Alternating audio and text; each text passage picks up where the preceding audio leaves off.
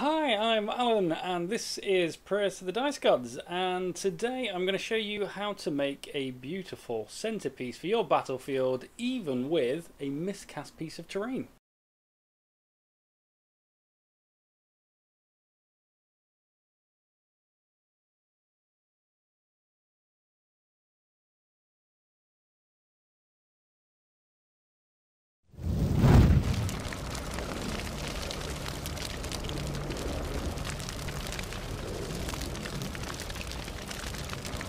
If you liked the video, you should consider taking the like button prisoner before the channel Space Marine chapter finds it and exterminates it from existence.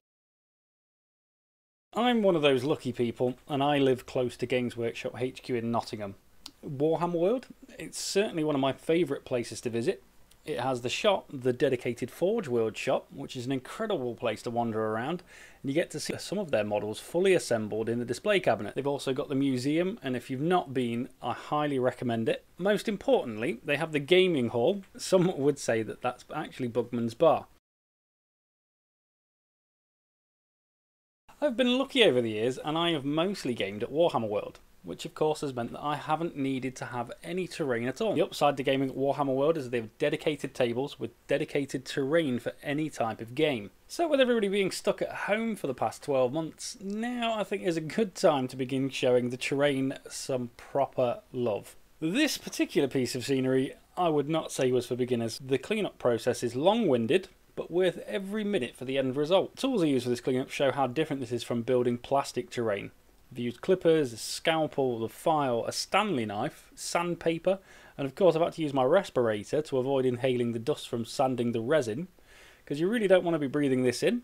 Best practice is to wear a face mask and vacuum the area before removing your mask, and avoid using a rotary tool. This will send the particles into the air, and it can be several hours or even days before it settles back on the surfaces, so you'll be breathing them in whenever you're in the room you've used it in. This model has been poorly cast in resin, and you can see large mould lines straight through the middle of a fair amount of the detail, as well as two sides of the mould not matching up too well. There is a lot of scraping, cutting, sanding needed to get this model to looking like it's battle damaged and not just cheap crappy looking piece of terrain. An hour and a half to clean up all the pieces, a dry fit going, and it still was not over.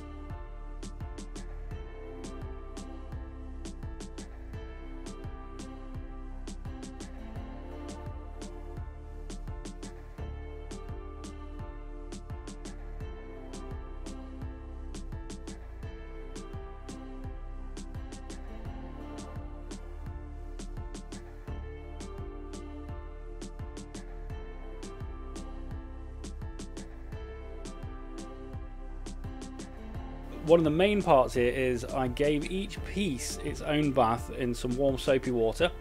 This is literally the first resin model I've ever assembled that you can visibly see and feel the mould release agent. So I gave it a good scrub with an old toothbrush, making sure it's properly dry before attempting to assemble.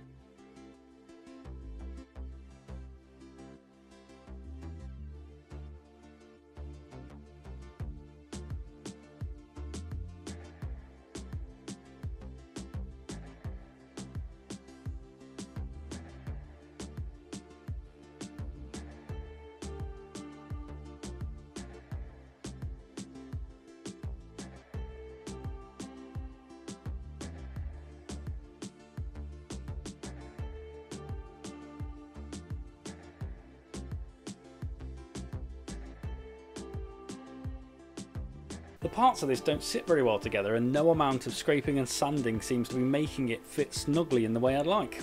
But while struggling to get this to go together, I developed the idea that I wanted this to not just look like another damaged building, I want it to look like it's an old damaged building, with plants and dirt over parts of it. That's when I realised that the parts that I just can't get looking like they're parts of the building and not just casting issues could be obscured with some of the plants. Even dry fitting and trying to glue it together, this did not go well. I opted for a Gorilla Super Glue and Super Glue Activator. There was just not enough contact points to make it work properly. After lots more sanding and glue attempts, I finally got the first level attached to its base.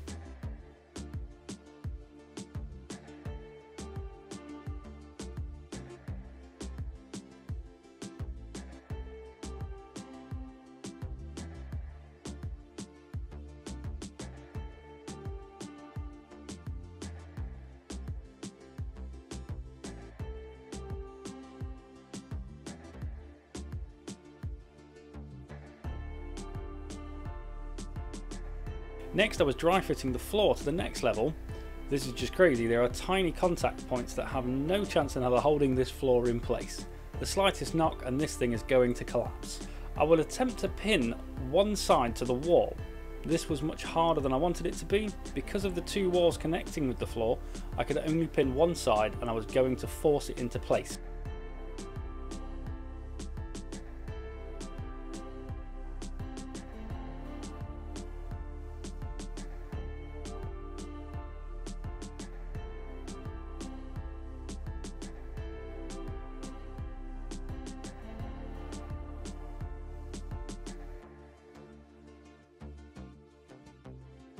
It's assembled, but there are a lot of gaps I was not expecting when I started. I could fill them with some putty or some green stuff, but I want this to look like a building that's been in this state for decades and it's crumbling all over.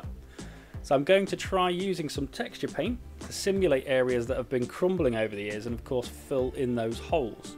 This should strengthen the structure and prevent any movement in the resin piece.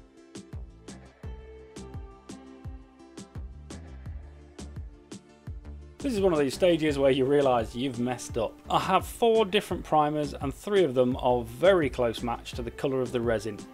The other is a glossy black and it just wouldn't work for the effect I wanted. So suck it up, opt for the airbrush grey primer. This is the best option I think. It's easier to do several thin coats and not worry too much about obscuring any of the details. Because despite the issues with the cast, it's an incredibly detailed model. But after 3 coats on most of the model, I think it has at least a coat of undercoat over the entire thing. This, I followed the instructions and left for a good 12 hours to cure before we moved on to actually painting it.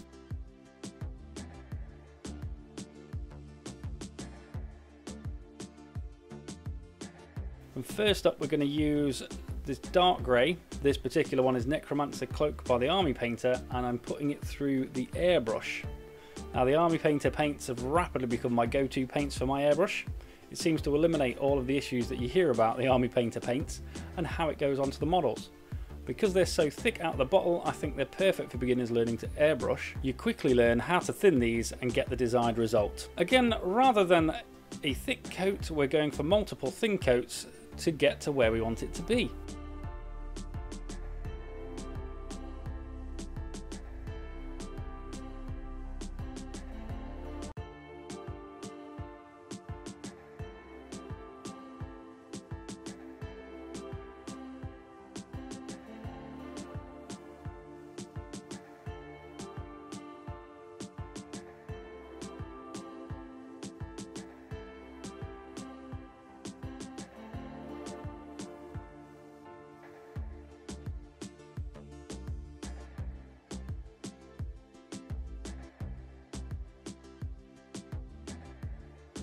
Now for a change I'm going for the ancient dusty look, so dry brushing is the way to go here. Starting with a mix of Necromancer Cloak and Silver Grey from Vallejo, I go around the entire model putting a thick dry brush.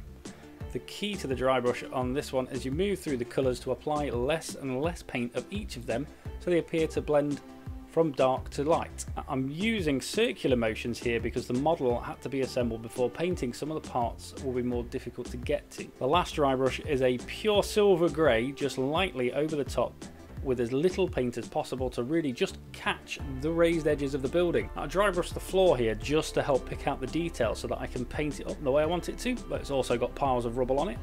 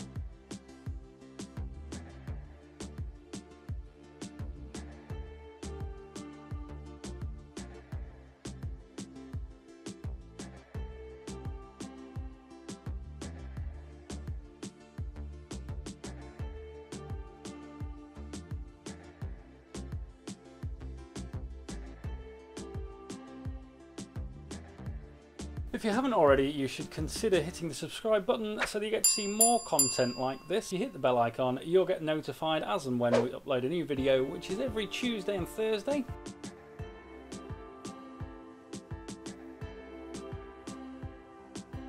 Moving on to painting the tiles on the floor, I decided that I really like the idea of a black and off-white set of tiles, which seemed to fit with the design. So going around and picking out all of the smaller tiles with the Army Painter black paint, I also did this strips across the tiles in black so that it stands out.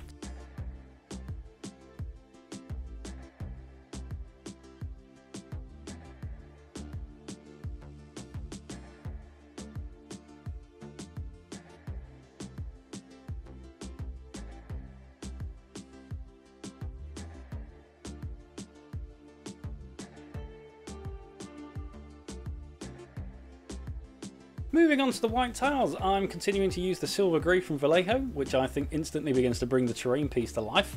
This is an off-white over grey. I think by the time I'm finished I actually put about 5 coats of the silver grey onto those tiles.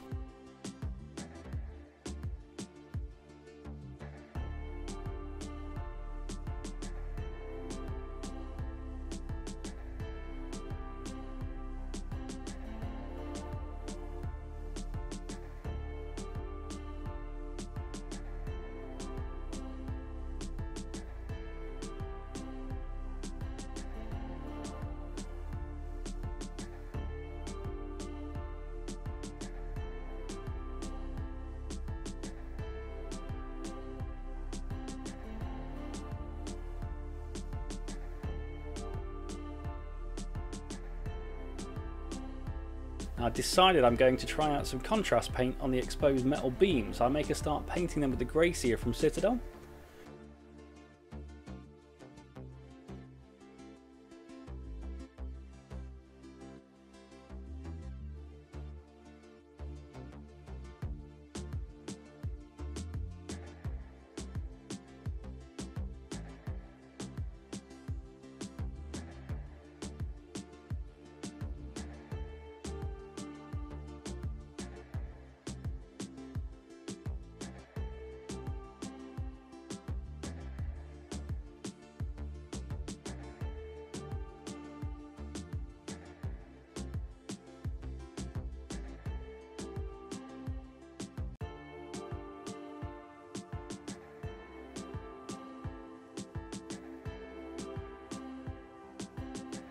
And then cracking out the Blood Angels red contrast paint, I go all around the parts I've used the grey seer on, and even as it went on the first piece I could tell it wasn't going to give me the effect that I wanted, but would be a good base coat to get it to where I did want it to go. Because it fits with the rest of the model, the silver grey from Vallejo has come out again and is being used to paint a window trim and the window sills of all the windows. To make sure the effects sell, well, I had to remember to paint all of the window pieces on the ground too.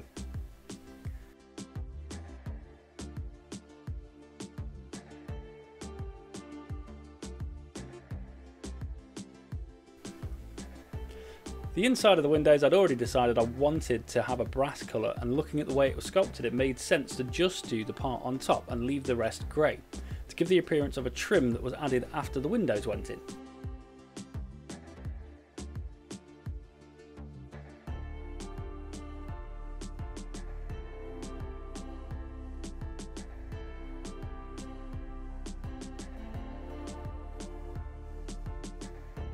Because I thought it still needed just a little bit more colour, I used the same brass colour on the little box trims under the windows. This time wanting an effect of it either looking like it was painted or had some sort of gilding over the top.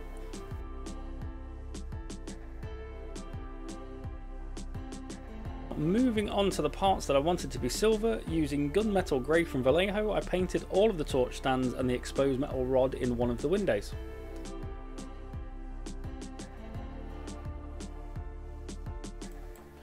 Scenery is the best way to practice new techniques you want to try, and I don't get a chance nearly often enough to paint flames or practice my wet blending. Leave a comment below if you do the same thing when you're painting your terrain pieces.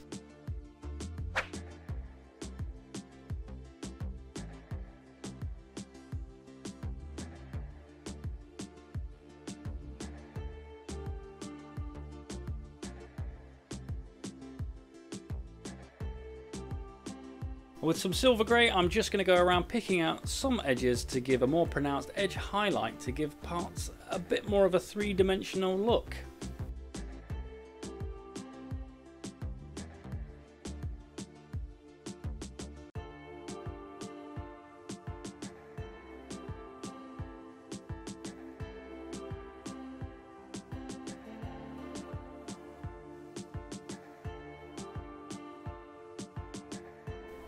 A bit more of the brass colour I'm adding here to the parts between the windows to really finish up that visual interest there.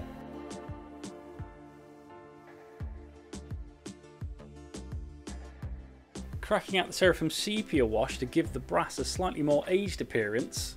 I literally have no intention of doing any highlights on these, and I'm relying on the mix of the metallic paint and wash to give it a dull shine.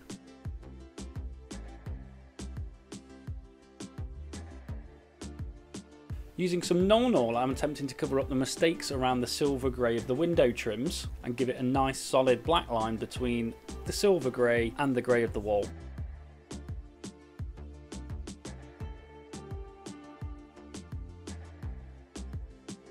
At this stage I've decided that I needed the final base colour and dirt adding to the model. This is just Vallejo earth texture straight out of the pot. I applied to most of the base between the falling debris and over the top to give the appearance of having been there for a long time. I included some of this earth colour on the floor and other parts of the wall to really sell the idea that this has been in a battlefield for a very long time.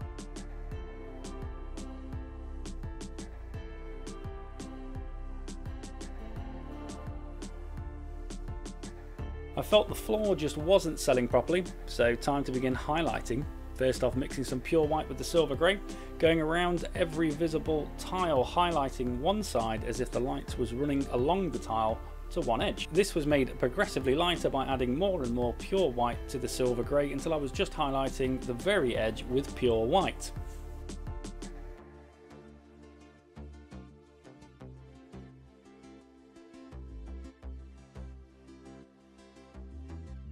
Time for shading to really offset the highlights I've just done to the tiles. Mixing some skeleton bone from the army painter with the silver grey, I began shading the opposite end of the tile.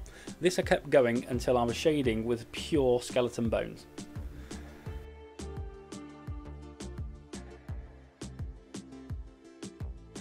With a bit of dark grey, I decided to give the black tiles a small highlight. I wanted this to have a slightly more subtle look than the white so that they would complement them rather than try to steal focus.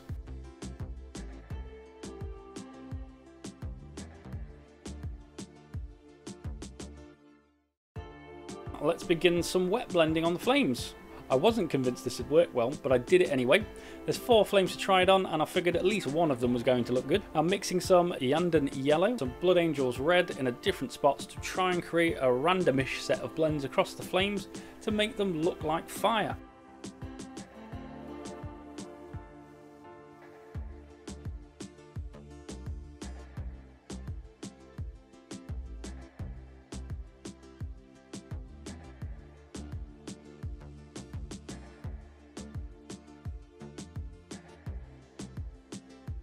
Now to try something I've only ever done in small amounts on models, not terrain. I begin trying to do some OSL. I find a real life flaming torch on a wall, completely ignore how the flame actually looks against the wall and proceed to glaze more and more red paint onto the wall and the window frame before realising that it looks crap and checking the reference photo and seeing how I can fix it.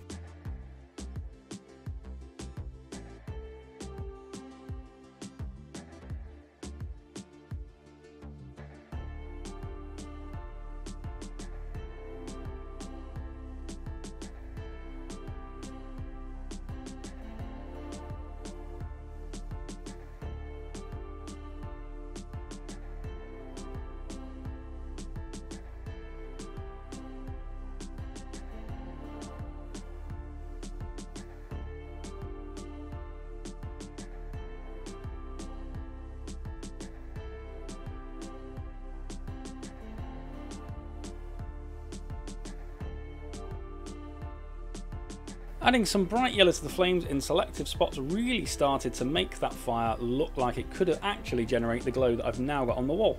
Now while painting that yellow, I noticed that there's a chunk of metal on all of the torches that I had completely missed. So I thought it was a good time to highlight all of the silver parts. So I used some plate metal mixed with the gunmetal grey until I was highlighting with just the plate metal.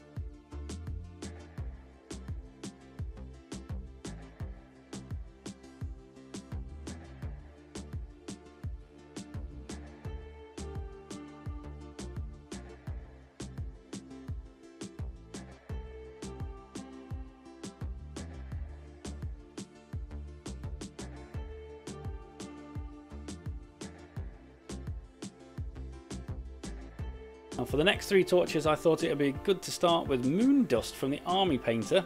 It really wasn't a good base.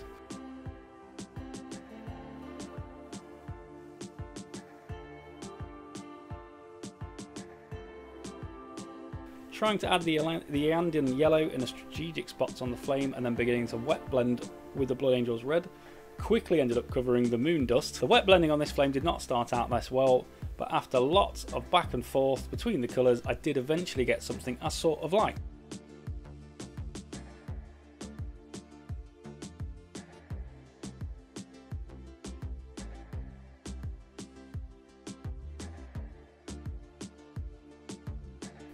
Four flames later and trying to follow the reference photo, there is an OSL that isn't perfect, but I'm happy with. I used a bit of red paint and glazed onto the edges just outside of the main OSL to give it the effect that the light has got weaker as it moves out, but will still light the very edges of some surfaces. Then with a quick Moon Dust just to finish off the flames.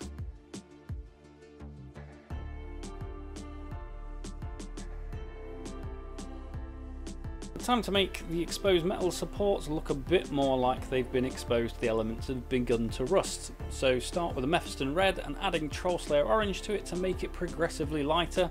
In some spots like the paint had begun to strip away and start to get a texture.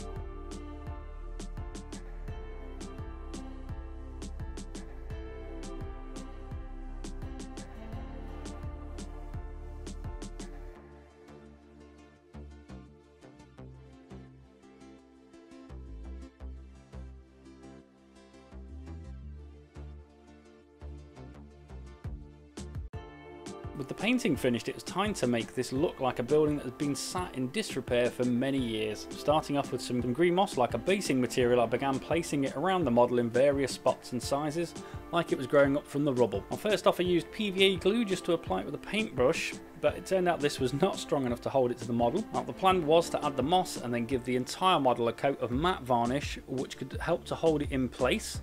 But as soon as I turned the airbrush on, the moss got blown off of the model. So for the first time ever, I've had to use super glue to apply it to a model. This of course gave it a quick, solid bond to the model and allowed for an easy application of varnish over the top.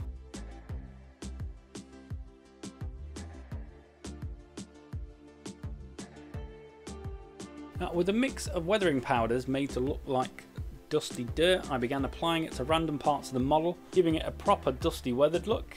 I paid particular attention to the tiles on the floor.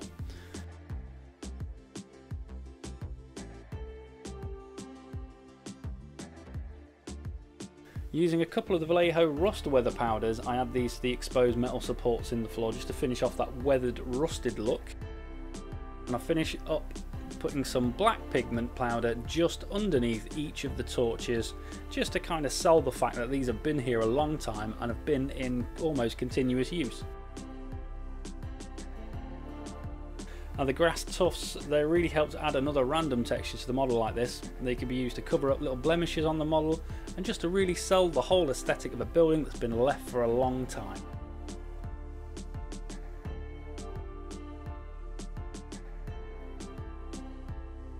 Now the main pillar on the corner of the building has been causing me issues through the entire of this build. It doesn't line up properly. I couldn't get it looking like it was from the same building even. So this is where deciding this was an old building comes in handy. Using some modelling moss, using some dabs of super glue, I'm going to make it look like it's been growing up the building.